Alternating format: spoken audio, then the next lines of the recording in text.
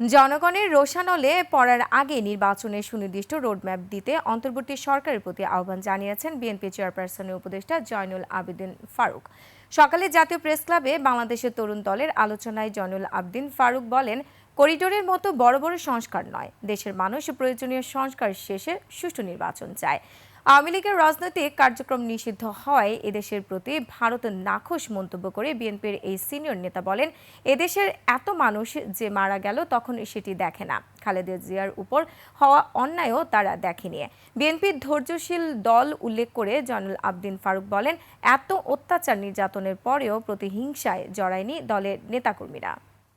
যারা নির্বাচনে বিরোধিতা করেন, যারা উপজেলা নির্বাচন চান, যারা ইউনিয়ন কাউন্সিলের নির্বাচন চান, যারা মেম্বারের নির্বাচন চান, যারা পৌরসভা নির্বাচন চান, যারা জেলা পরিষদের নির্বাচন, যারা গণপরিষদের নির্বাচন, তাদের স্পষ্ট বলে দিতে চাই, বাংলাদেশের মানুষ চায় আগে একটি সংসদ, এমন একটি জনপ্রিয় দল ক্ষমতায় বসুক, সরকার গঠন করুক, যারা পুরা দমে বাংলাদেশের হাসিনার সংস্কার না করে বাংলাদেশের মানুষের সংস্কার